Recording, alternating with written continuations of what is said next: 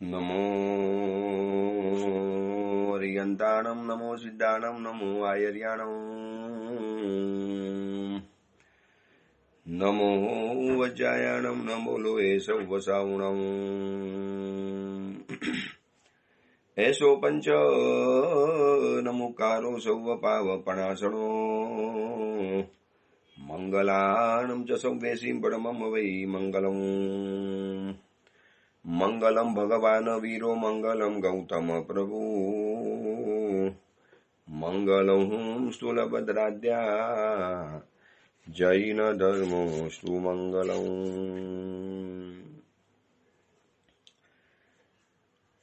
परमात्मा महावीर ने याद करी, गुरु गौतम स्वामी जी ने याद करी, स्थूलीभद्र स्वामी जी ने याद करी અને મહામંગલકારી શ્રી જીન શાસન પરમાત્મા મહાવીરના શાસનને યાદ કરી આજથી એક નવા ગ્રંથના પ્રવચનોની શુભ શરૂઆત કરીએ છીએ।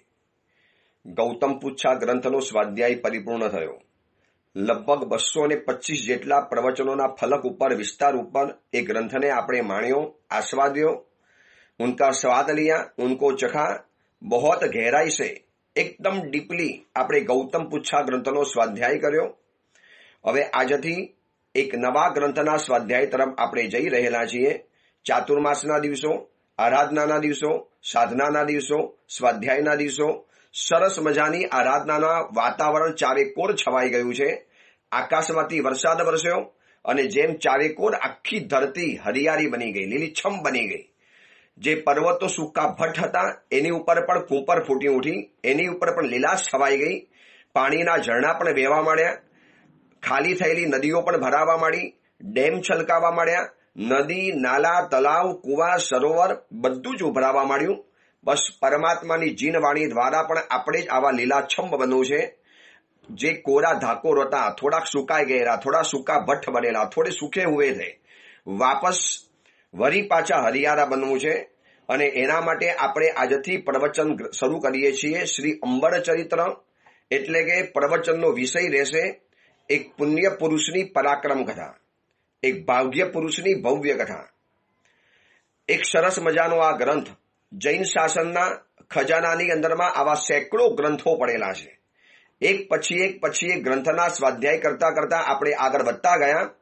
સૌ પ્રથમ લોકડાઉનના સમયની અંદરમાં, કોરોનાના સમયમાંથી આ શરૂ થયેલી પ્રવચન માલા, ત્યારે મને પણ ખબર નહીં કે આ પ્રવચન માલા આટલી લાંબી ચાલશે, આટલી વિસ્તરશે અને દેશ વિદેશ સુધીની અંદરમાં જન જન સુધી, લોકોના હૃદય સુધી, લોકોના અંતઃસ્થળ સુધી આ વાતો પહોંચશે।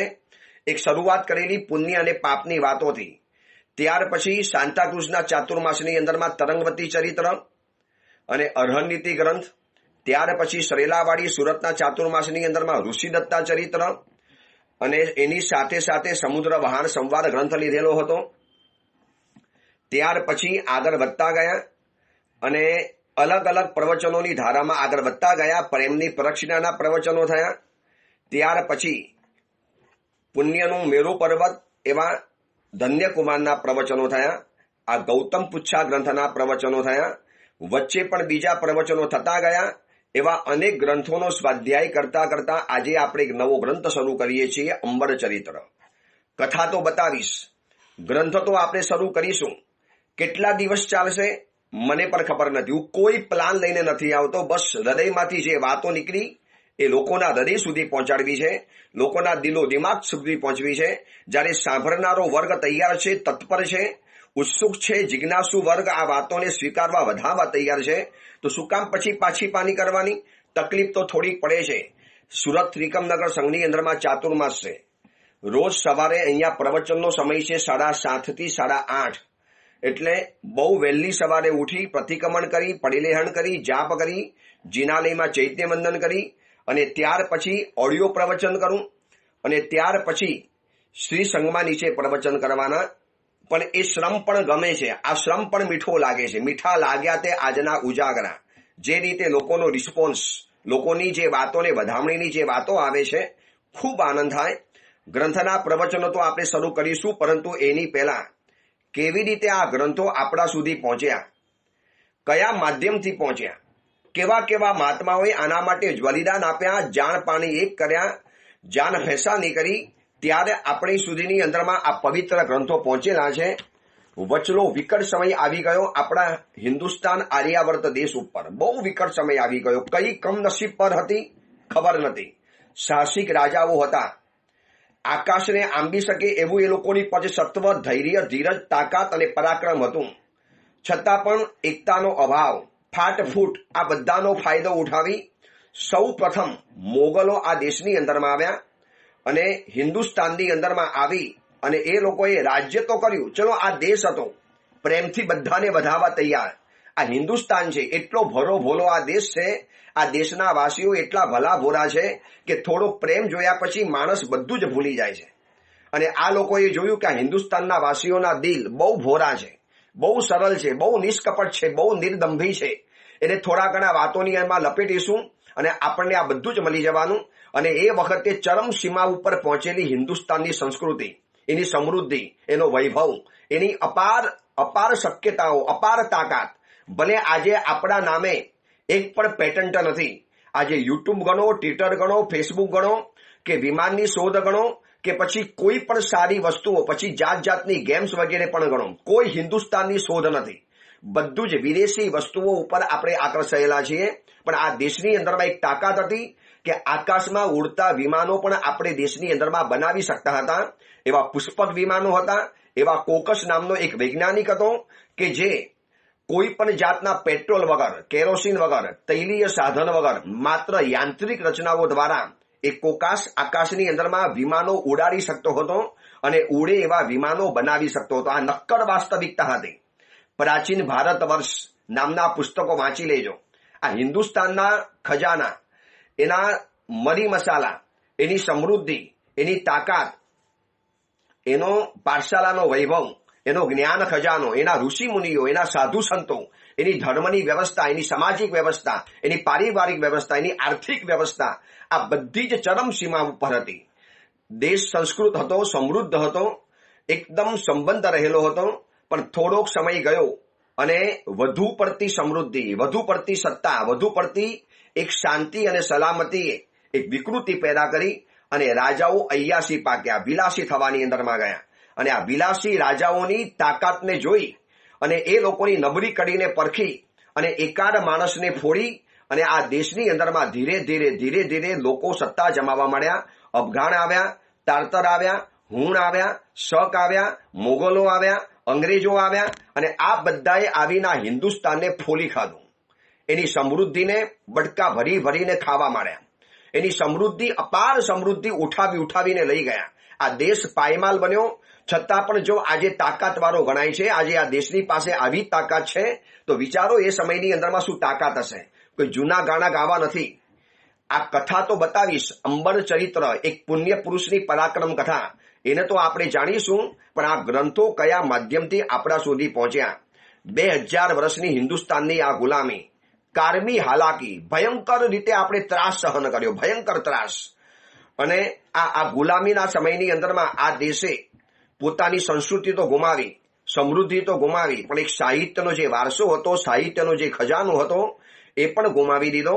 એમ કહેવાય છે કે આપણા જૈન શાસનના મુખ્ય આધારસ્તંભ બે છે. એક પરત છે અને બીજા નંબરમાં પ્રતિમા છે. પરત એટલે જ્ઞાન ખજાનો, સમજણ, અન્ડરસ્ટેન્ડિંગ, ગુરુનો ઉપદેશ, પુસ્તકો ભણવું, એની આચાર સંહિતા, એના વિચારો, આ બધું જ પ્રતની અંદરમાં આવે. અને પ્રતિમા એટલે સમ્યક દર્શન, પરમાત્માની ભક્તિ, પરમાત્મા તરફ અહોભાવ, પ્રભુનો લગાવ, પ્રભુને સમર્પણ, આ બધું જ આવે છે પ્રતિમાની અંદરમાં. આ પરત અને પ્રતિમાના ઉપર એટલા ભયંકર રીતે સિતમો, જુલમ ગુજારવાની અંદરમાં આવ્યા. અત્યાચાર અને આક્રમણની કોઈ સીમા નથી રાખી. એ બધું અત્યારે કહેવા માટે બેસીશ તો સમય નથી. ક્યારેક પુસ્તકોમાંથી વાંચી લેજો, આંખમાંથી આંસુ પડશે અને રૂવાડે આગ લાગી જશે. આટલું બધું નુકસાન. અરે આ દેશમાં તમે મહેમાન બનીને આવ્યા હોત તો અમારો દેશ તમને ભગવાન માનત. પણ તમે અત્યાચારી બનીને આવ્યા, તમે આતતાયી બનીને આવ્યા, તમે આતંકીઓ બનીને આવ્યા, તમે આ દેશની સંપત્તિને લૂંટવા માટે લૂંટારા બનીને આવ્યા. પછી આ દેશ તમને કેવી રીતે પ્રેમ કરી શકે? છતાં પણ આ દેશે તમને રાખ્યા. અમારી એક ભોળપણ, અમારું એક ગાણપણ જેવું, અમારી એક જે કહેવાય ને કે સાવ રુજુતા અને સરળતા એવી કહેવાય કે જેને ખરેખર સરળતા કહી જ ન શકાય. અરે રાજાઓએ જાણવું જોઈએ કે આ વ્યક્તિ શેના માટે આવેલો છે. અંગ્રેજો આવ્યા અને સ્વીકાર્યા, પ્રેમથી રાખ્યા અને ધીરે ધીરે પગ પસારી અને આ લોકો હિન્દુસ્તાનના માલિક બનીને બેઠા. ધંધો કરવા માટે આવેલા અને રાજ્ય કરીને ગયા. 200 વર્ષ તો આ લોકો દેશ ઉપર રહી પડ્યા. એની પહેલા મોગલ, અફઘાન, તારતર, શક, હુણા હિન્દુસ્તાન ઉપર બધાએ આક્રમણ કર્યું.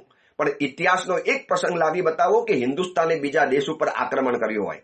કારણ કે જરૂર જ નથી આ દેશને કોઈ આક્રમણ કરવાની જરૂર નથી. દેશની પાસે બધી સમૃદ્ધિ હતી, દેશની પાસે બધી તાકાત હતી. જેને ઘરે ખાવા જવું ન મળે એને બહાર ખાવા માટે જવું પડે. આ દેશની પાસે ઘરે જ ખોરાક હતો, ઘરમાં જ એટલી સમૃદ્ધિ હતી, ઘરની અંદરમાં જ એટલી બધી વસ્તુઓ હતી કે આ દેશને બીજે કોઈ જવાની જરૂર જ નથી. મરી મસાલા, આ દેશનો વિજ્ઞાન વૈભવ, આ દેશના ઋષિ મુનિઓ, આ દેશની પાઠશાલા, ગુરુકુલની પરંપરા, આ બધું જ એટલું સરસ મજાનું ચાલુ હતું કે નિત નવા આવિષ્કાર, નિત નવો આનંદ અને અધ્યાત્મની સાથે જોડાઈ અને આ દેશની પ્રજા આગળ વધતી હતી. પરંતુ એક કમનસીબની પરે આ હિન્દુસ્તાનની અંદરમાં વિદેશી સત્તાઓનો રાજ થયું અને વિદેશી સત્તાઓના રાજના કારણે સાહિત્ય બધું લૂંટાતું ચાલ્યું. એમ કહેવાય છે, હું તમને ખાલી એક જ પ્રસંગ બતાવી દઉં. બધા પ્રસંગ બતાવવા બેસીશ તો કદાચ દિવસોના દિવસો ચાલી જશે. આપણે કથા તો કરવી છે એક પુણ્ય પુરુષની પરાક્રમ કથાની, એની વાતો કરવી છે જે આવતી 24ની અંદરમાં 22વા તીર્થંકર બનવાના છે. જે આવતી 24 આવશે અને ગિરનાર તીર્થ ઉપરથી જે મોક્ષે પધારવાના છે, સીધાવાના છે, અત્યારે દેવલોકની અંદરમાં રહેલા છે અને પ્રભુ મહાવીરના સમયની અંદરમાં આ હયાત હતા. મહાવીરના હયાતીની અંદરમાં બનેલી આ કથા છે. અદ્ભુત કથા, પરાક્રમ કથા, એક ભાગ્ય પુરુષનું શું એક ભવ્ય કથા છે અને એક પુણ્ય પુરુષની પરાક્રમ કથા છે. સાંભળતા સાંભળતા જો મારા તમારા જીવન સાથે ટેલી કરીશું, લાગશે યાર આપણી જિંદગી તો કાંઈ નથી, તુચ્છ છે. શું આપણે જિંદગીમાં જીવ્યા? સવારના ઉઠ્યા ને સાંજે સુઈ ગયા, બસ થોડી ઘણી સફળતા મળી, માત્ર મામૂલી, સાવ પામર ગણાય, સાવ તુચ્છ ગણાય, સાવ નગણ્ય ગણાય.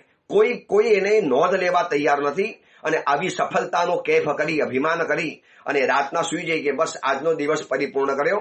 લાગે છે કે હું અને તમે તો માત્ર જિંદગી પૂરી કરી રહેલા છે, જિંદગી જીવી નથી રહ્યા. જિંદગી જીવવી અલગ છે અને પૂરી કરવી અલગ છે. આ અંબર ચરિત્ર વાંચશો, આ એક પુણ્ય પુરુષની પરાક્રમ કથા વાંચશો, સાંભળશો ત્યારે લાગશે, દિલ ચોક્કસ ફીલ કરશે, યાર જિંદગી તો આને કહેવાય. કંઈક નવી વસ્તુ, કંઈક થ્રિલ, કંઈક રોમાંચ, કંઈક અનિશ્ચિતતા અને એની સાથે એક પરાક્રમ કરી અને જિંદગીને કેવો ભવ્ય આકાર આપ્યો કે આજે સેંકડો વર્ષો પછી પણ અમરસિંહ સુરીએ બનાવેલી આ કથા વંચાઈ છે અને ગવાઈ છે. જ્યારે આ કથા વાંચી ત્યારે મને થયું કે ઓડિયો શ્રોતા વર્ગને આ કથા પહોંચાડવી પડશે. અદ્ભુત કથા છે. ઘણા વખતથી આપણે ગ્રંથ લીધેલો, હવે આ વખતે આ કથા ગ્રંથને શરૂઆત કરવી છે. પણ એની પહેલા આ કથા ગ્રંથોને કેવી રીતે મળ્યા, કેવી રીતે બચ્યા, એ દેવરથી ગણિત સમાક્ષમણજી, હમણાં થયેલા આ સમય, આપણા સમયમાં થયેલા પૂજ્યપાદ શ્રી પુણ્ય વિજયજી મહારાજ, આ બધાએ જે ગ્રંથોને બચાવવા માટે કરેલી તંતોડ મહેનત, કારી મજૂરી, દિવસ રાતના ઉજાગરા, ત્યારે આપણને આ ગ્રંથો જોવા માટે મળે છે. એક આવે છે ને નાનકડી કવિતા આવે છે, દેશ તો આઝાદ થતા થઈ ગયો તે શું કર્યું. આ એક કવિતા બહુ માર્મિક છે. ગુજરાતી કવિએ બનાવેલી આ કવિતા છે. દેશ તો આઝાદ થતા થઈ ગયો તે શું કર્યું. એમ આપણને આ ગ્રંથો પૂછે છે, અમને બચાવનાર તો અમે બચી ગયા, પણ દોસ્ત તે શું કર્યું. હવે આપણે પ્રોમિસ આપીશું કે સાહેબ અમે સ્વાધ્યાય કરીશું, અમે આ ગ્રંથ રત્નોને યાદ કરીશું, અમે આ કથા અમે અમારા બાળકો સુધી પહોંચાડીશું, અમારા યુવકો યુવતીઓ સુધી પહોંચાડીશું. કેવા કષ્ટકારી સમયમાંથી આપણે પસાર થયા છીએ. ગ્રંથ વિનાશની એક નાનકડી ઘટના તમને બતાવી દઉં.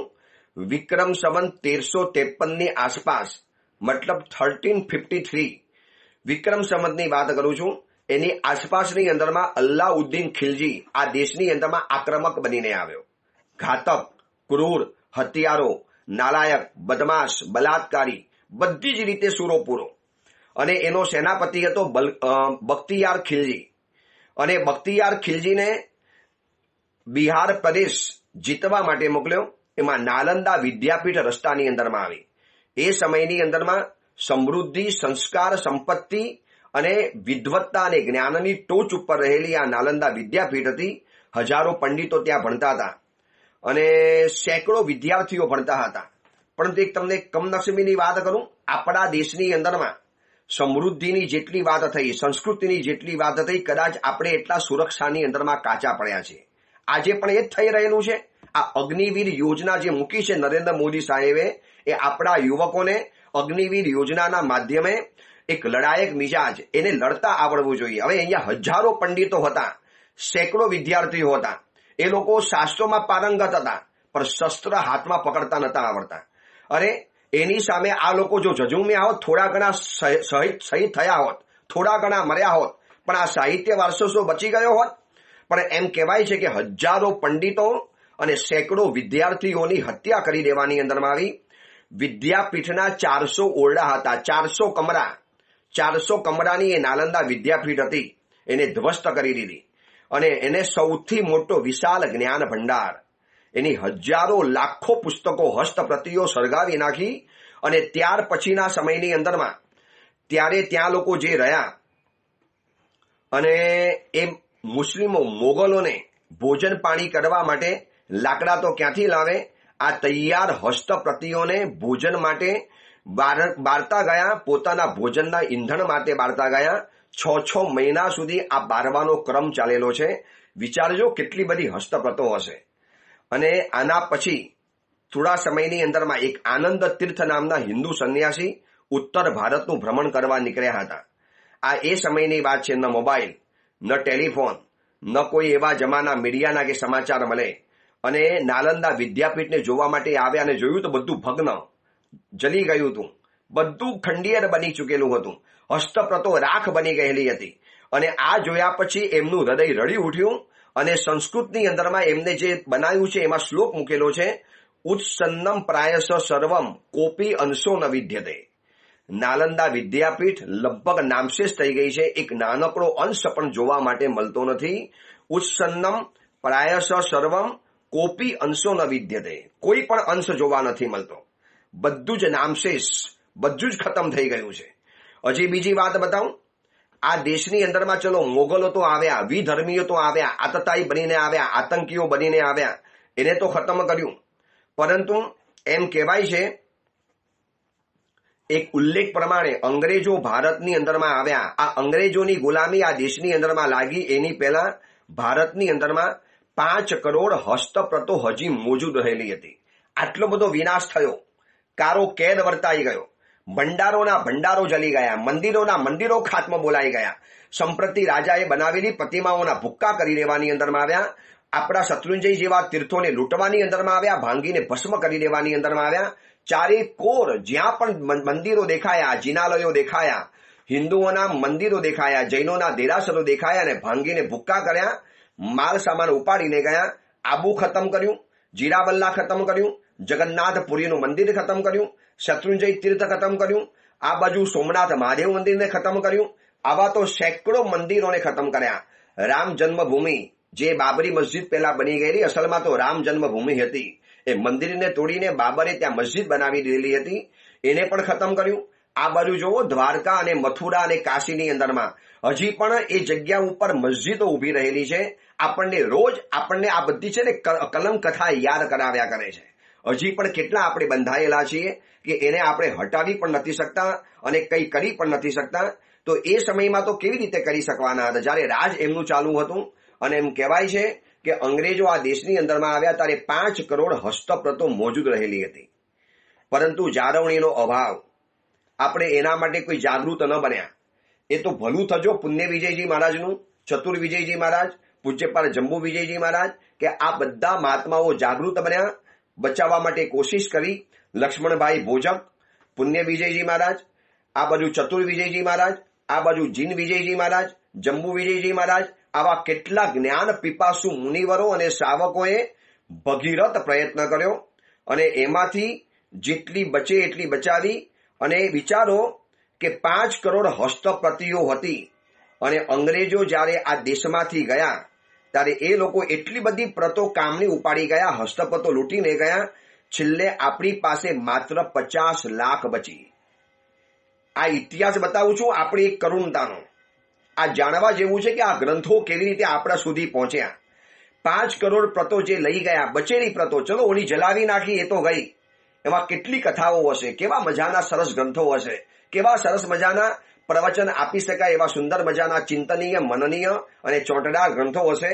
ચલો એ તો ગયા, આપણે નતા બચાવી શકતા, પણ આપણી નજર સામે આ દેશની અંદરમાં અંગ્રેજો આવ્યા ત્યાં સુધીમાં 5 કરોડ હસ્તપ્રતો હતી, પણ કદાચ જાળવણીનો અભાવ, આપણે એકતા નથી, આપણે અંધાનુંધીમાં હતા, આપણે જ આપણી જીવનની જંજારોમાંથી ઊંચા નતા આવી શકતા, અને જાળવણીના અભાવની અંદરમાં છેલ્લે 50 લાખ બચી.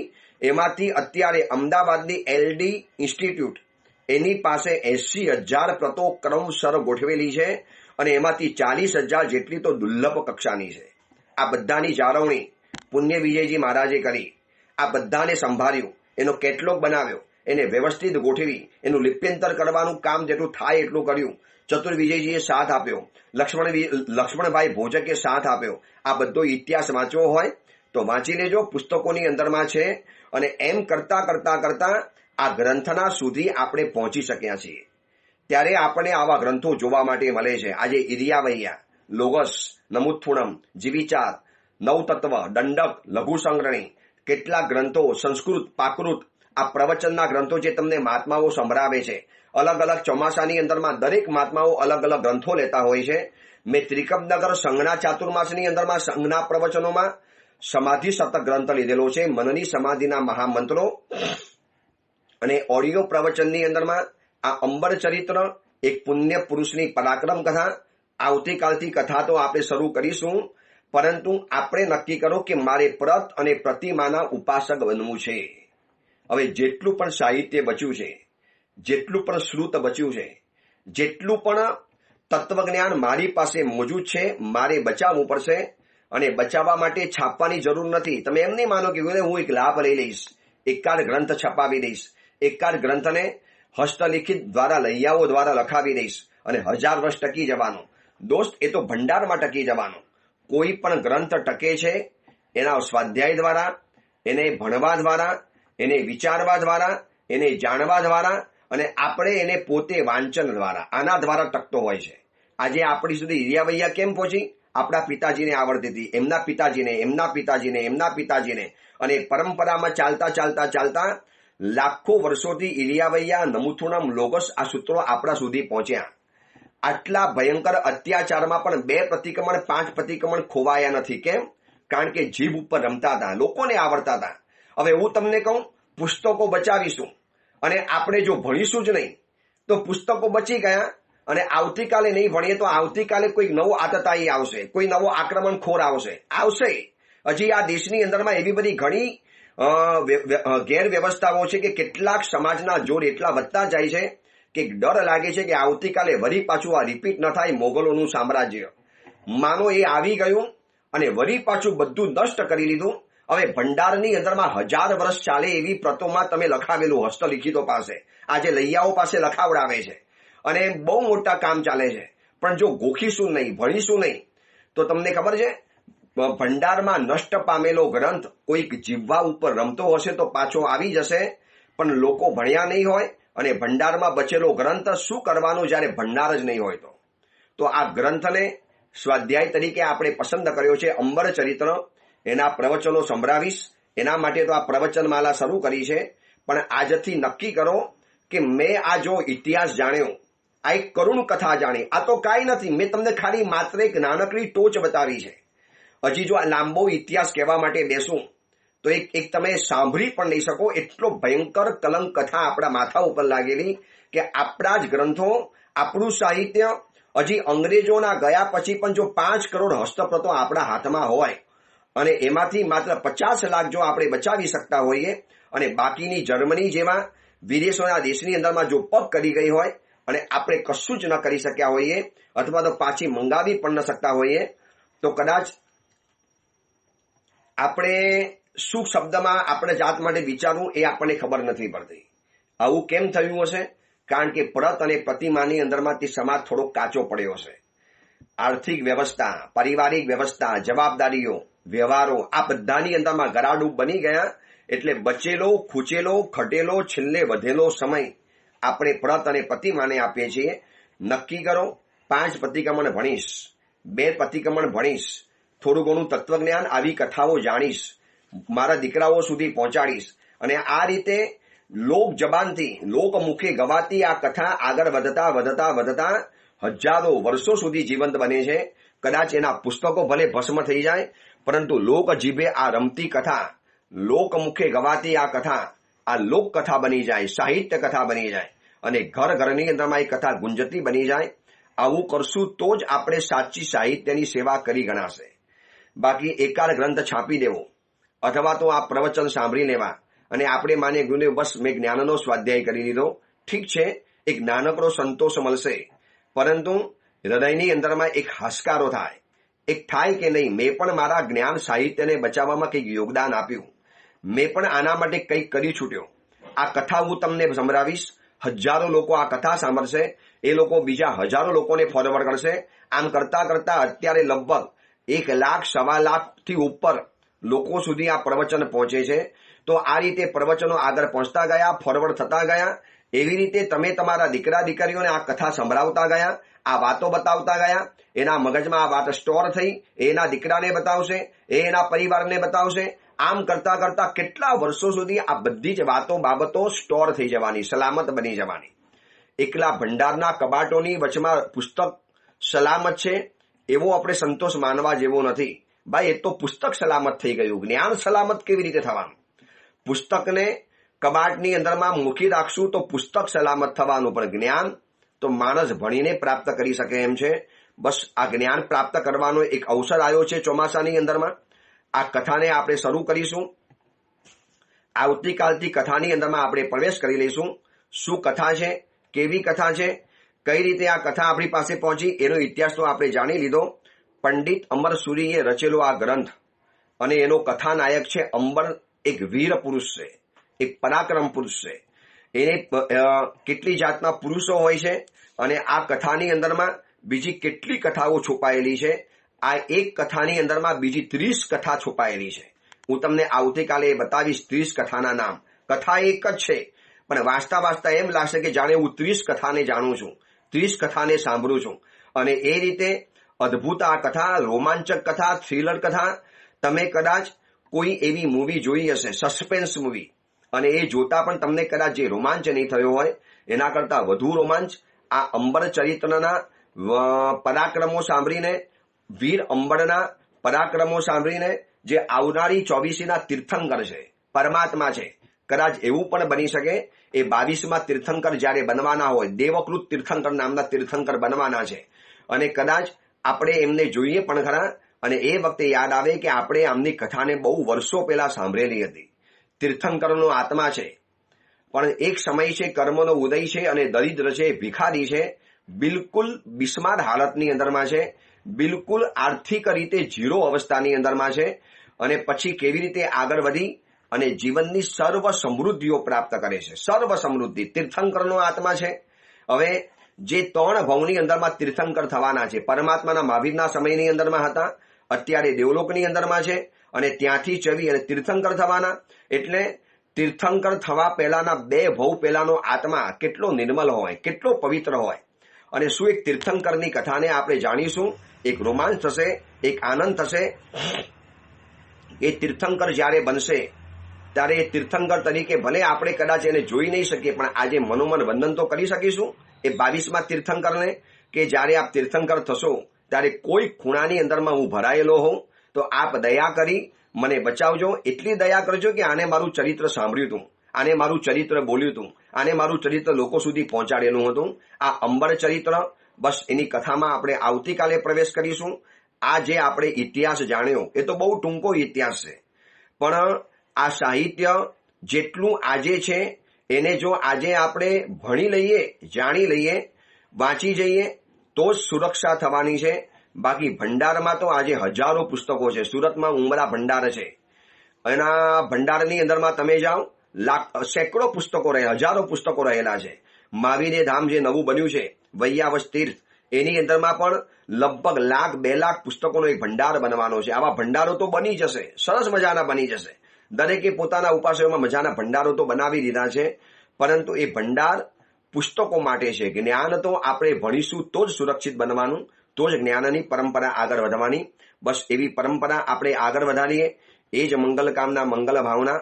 આવતીકાલથી બધાને સમાચાર આપી દેજો કે પ્રવચન બરોબર રાબેતા મુજબના શરૂ થઈ ગયા છે અને પ્રવચનની ધારા હવે લગભગ અખંડ રીતે ચાલશે. સેવકભાઈ જે બારગામ ગયેલા હતા એ પણ આવી ગયા છે, એટલે પ્રવચન હવે શરૂ કરું છું. આવતીકાલથી કથામાં પ્રવેશ કરીશું. એ જ મંગલ કામના મંગલ ભાવના. જેના આજ્ઞા વિરુદ્ધ કાંઈ પણ બોલાયું હોય તો મિચ્છામી દુક્કડમ.